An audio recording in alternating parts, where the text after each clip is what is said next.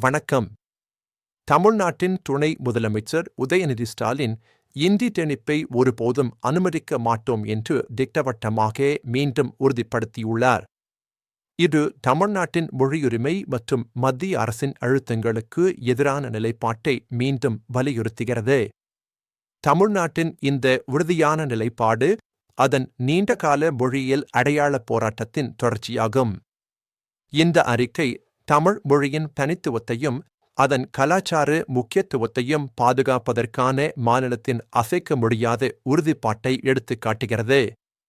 இது தேசிய அளவில் மொழியியல் பன்முகத்தன்மையை பாதுகாப்பதன் அவசியத்தையும் சுட்டிக்காட்டுகிறது. இந்தி திணிப்புக்கு எதிரான தமிழ்நாட்டின் எதிர்ப்பு சுதந்திரத்திற்கு முந்தைய காலத்திலிருந்தே உள்ளது. 1937 சென்னை மாகாண அரசு பள்ளிகளில் இந்தியை கட்டாயமாக்கிய போது பெரிய அளவிலான போராட்டங்கள் வெடித்தன. இந்த போராட்டங்கள் தமிழ் தேசியவாதிகள் மற்றும் நீதிக் கட்சியால் வழிநடத்தப்பட்டன. இதன் விளைவாக கைதுகளும் உயிரிழப்புகளும் ஏற்பட்டன.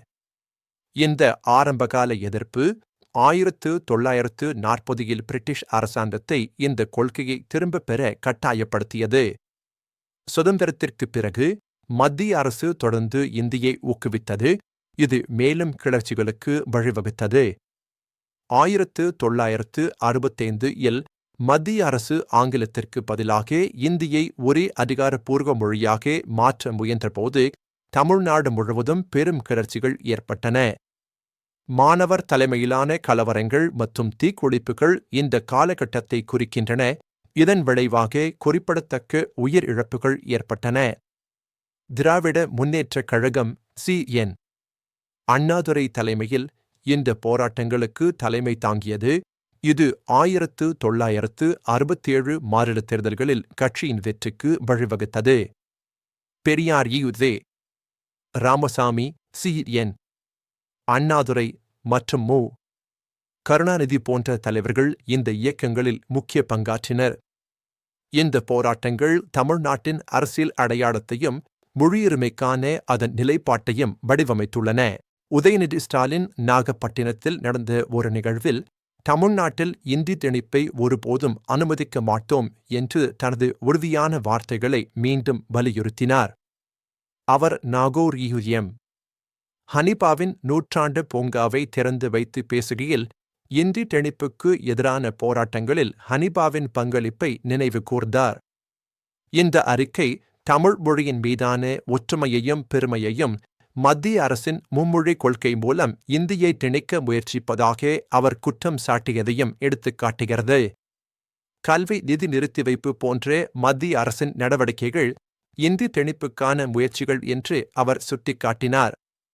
இந்த நிலைப்பாடு தமிழ்நாட்டின் மொழியுரிமைக்கான நீண்டகால போராட்டத்தின் தொடர்ச்சியாகும்.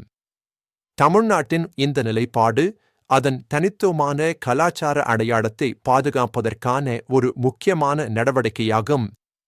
இது தமிழ் மொழியின் செழுமையையும் அதன் இலக்கிய பாரம்பரியத்தையும் போற்றும் ஒரு மாநிலத்தின் குரலாக ஒலிக்கிறது.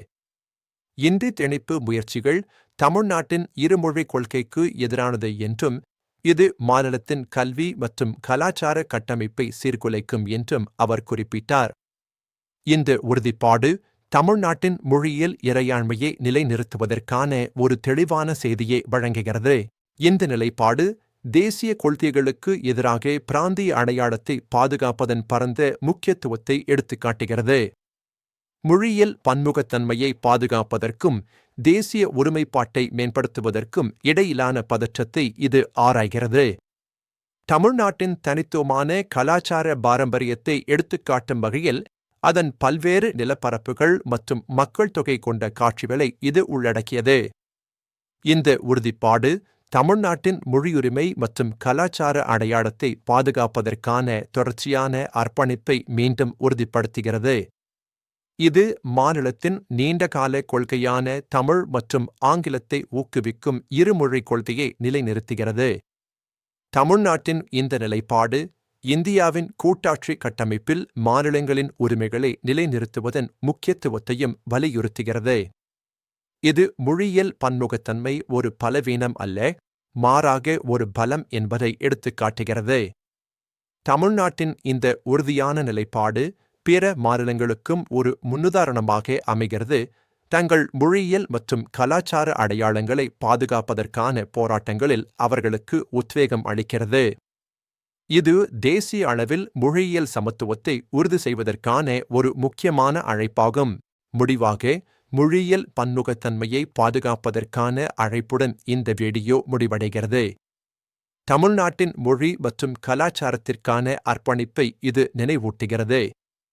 இந்தி திணிப்புக்கு எதிரான தமிழ்நாட்டின் நிலைப்பாடு அதன் வரலாற்றிலும் தற்போதைய அரசியல் நிலைப்பாட்டிலும் ஆழமாக வேரூன்றியுள்ளது. இது மாநிலத்தின் தனித்துவமான அடையாளத்தின் ஒரு முக்கிய பகுதியாகும்.